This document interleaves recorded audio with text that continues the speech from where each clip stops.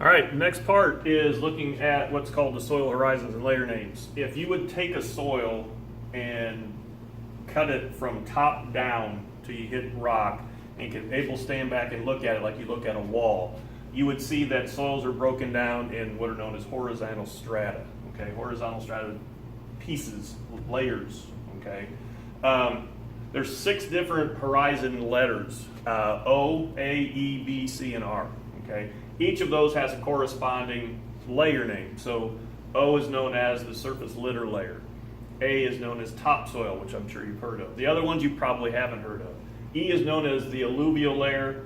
B is subsoil. C is parent material. R is known as bedrock. Okay, there is to start. Most people think that soil is created by things that are laying on top and working their way down. So that is true. So if something dies and starts to go into the soil, it does help create soil. But at the same time, you've got a piece of solid rock down here that eventually is going to break apart and work its way up. So you've got things working in both directions to help make soils. Okay. The surface litter layer is just that. It's where we walk around. It's what you notice. It's the grass on the ground. It's the leaves that fall off the trees. It's, sand, whatever. The surface litter layer can be different thicknesses depending upon what ecosystem you're in. If you're in a desert, you really don't have a surface litter layer. You're basically on topsoil, which is still kind of a questionable term. If you're in central Illinois, which is a prairie land or grassland, you can have a pretty decent thickness for an horizon. If you're in the forest where you have thousands and thousands of trees that are deciduous and they drop leaves all the time, you can have a pretty thick surface litter layer. Underneath that is the topsoil. So this is what most people will see. If you look into a farm field and you don't see trees, you don't see grass, you see just soil, that's topsoil. We've eliminated the surface litter layer. Okay. Underneath that is a layer known as the alluvial layer. Okay. So when things come down with water, they will start to deposit in this layer. Okay. So you could have things that are red, yellow, blue, green, all different colors in the rainbow show up here. Red tells you there's iron in it. Yellow, there's sulfur. Blue, there's aluminum. Green is telling you there's copper in the soil. So you may have dug down at some point, digging deep into your dirt and soils at home, and come across a layer that's kind of creamy. Then all of a sudden you start seeing different colors in it. Well, you've hit the alluvial layer. Okay. Underneath that, you've got the subsoil. Okay, subsoil is mostly rock and not soil. So I'm going to work our way from the bottom up at this point. So you've got bedrock sitting here, which is solid rock, part of perhaps even looking down as far down as the mantle. These pieces, because of geothermal energy and heat, it's going to push that up. So the parent material is going to be the bedrock broken up into chunks. Okay. So these are large pieces of rock. Now it's not solid like the bedrock was. These are broken apart and they're working their way up, and as they're doing this, they're hitting each other, they're grinding on each other, and these are eventually going to work their way up into here, so you're going to have more numerous but smaller pieces of rock. Okay, so these are working up to become these. These are going to, again, work and rub up against each other, and they will go up into the alluvial layer, and you will see even more numerous smaller pieces of rock in here. At the same time, you're getting soil coming down from above because of the water pulling it down because of gravitational pull. So you've got bedrock, which is solid. Then it's going to work up and become the parent material. That's going to turn into the subsoil, and that's going to eventually work its way up. And there could be a time in which you could see a rock pop up out of the ground because of soil development. Okay. If you've ever seen large rocks sitting out, usually by ponds or borrow pits or lakes, one of two things has happened, especially in this part of the country. We don't have mountains, so they didn't roll down the mountain to get here. They either were brought up from underneath the soils and pushed to the surface through tectonics, or they were deposited here when the glaciers came through. They had been locked in ice. In Lincoln, where I'm standing, when we had the last ice age, from where I'm standing up 1 mile, maybe 1/10 miles up, that was how thick the ice was during the ice age. Okay, it had several boulders of different sizes locked in it because it just scraped everything from the north and locked it in ice, and then when they started to recede and warm up, these pieces broke off, and in those ice cubes were some of these boulders, and they just set down, okay? So sometimes you have rocks that were brought up from the bottom up. Sometimes the glacier has deposited them, and they're actually working down into the soil. So those are your soil horizon layers, okay? Now, the next thing that we want to look at is how do you make soil?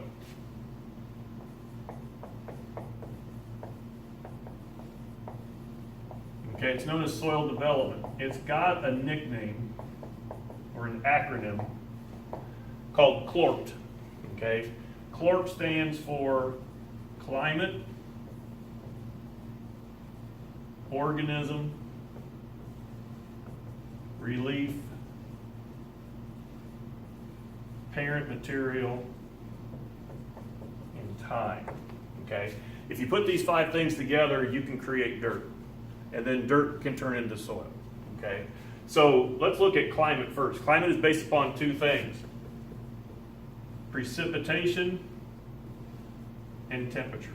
Okay, if you have enough moisture and you have enough heat, you can create soil quicker. So think about the equator. It's constantly warm. There's always moisture, right? So they make soil every day. Okay. The further north you get in the northern hemisphere, when you get into, say, where we are in the Midwest, we have probably a solid 8 months of precipitation and temperature conducive to creating soils. And then depending upon what cycle of climate we're in, we usually have somewhere between 4 or less months of cold winter type weather, which is not beneficial to it. So the precipitation goes away and the temperature goes down to where organisms don't help us. So climate is important. If you have the right temperatures and you have enough moisture, you can make soil. Organisms. Organisms are anything living in or on soils. Okay, so it could be something really small. The smallest plant that is ever found in a soil is bacteria. The smallest animal that you can find living in the soil is protozoa. And it can go up to something that is just huge. The giant sequoias, the giant redwoods that you find out in California, one of the biggest plants you're going to see growing in the soil. If you look at on the soils or living in the soils, you could also think about things like prairie dogs and woodchucks and rabbits and snakes and any type of insect that you could ever think of. All of these things help create soil. Okay, they dig it out, they aerate it, they put moisture in it, they deposit fecal material, urine, they have bits and pieces of fur or skin that break down and help to fortify the nutrients of that soil. Okay, so organisms are huge. Okay, relief, you're looking at a couple things. One is aspect, which is direction. The direction that a soil faces makes a huge difference. If you look at your own houses, if you look at your yard,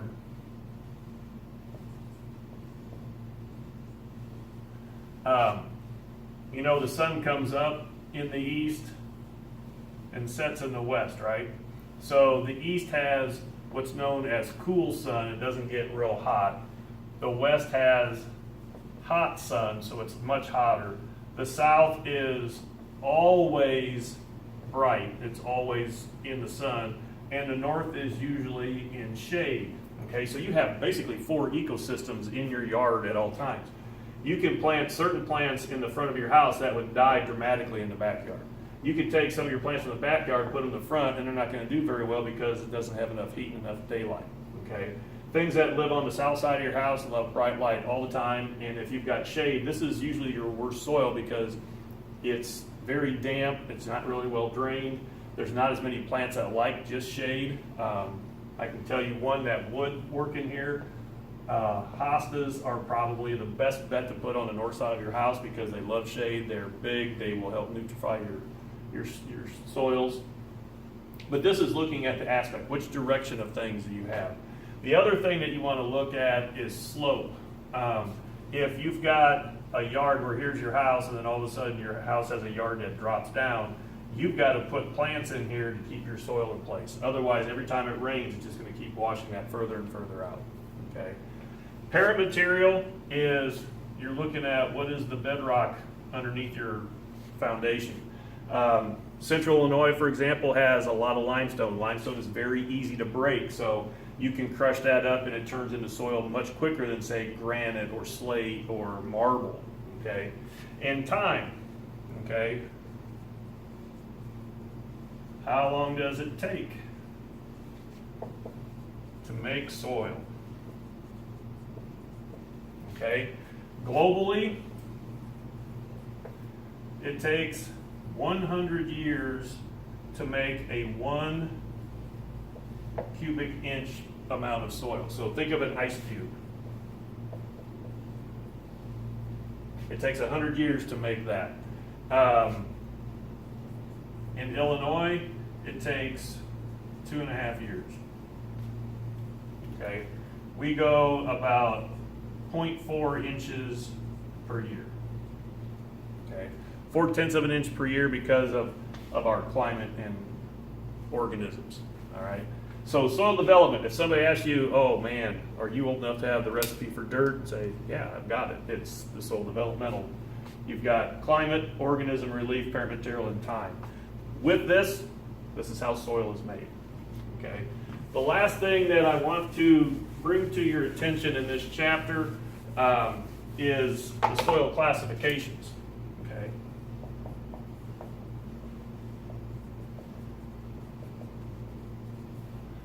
I know all of you understand and can recognize a dog.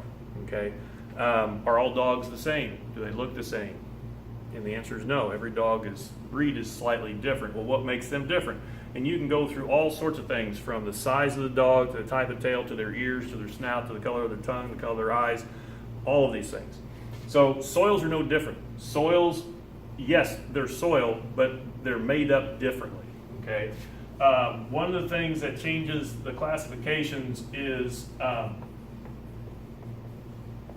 physical features. Okay.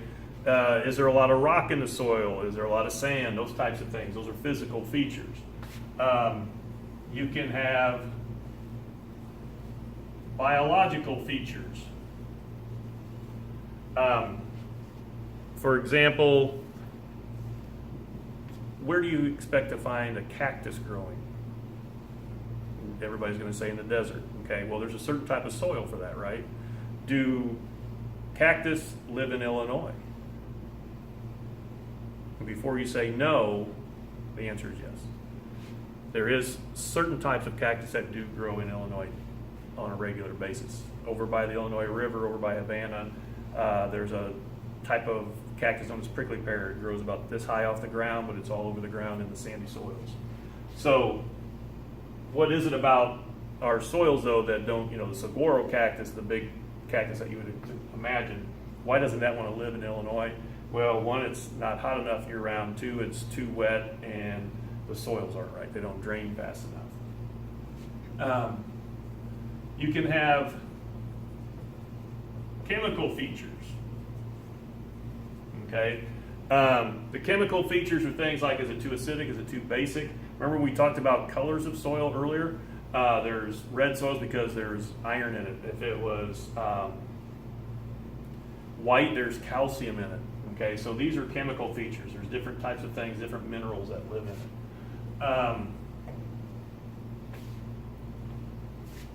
One that is talked about too is called spatial variation. Spatial variation is what type of ecosystem are you in? Are you in a desert? Are you in a semi-desert?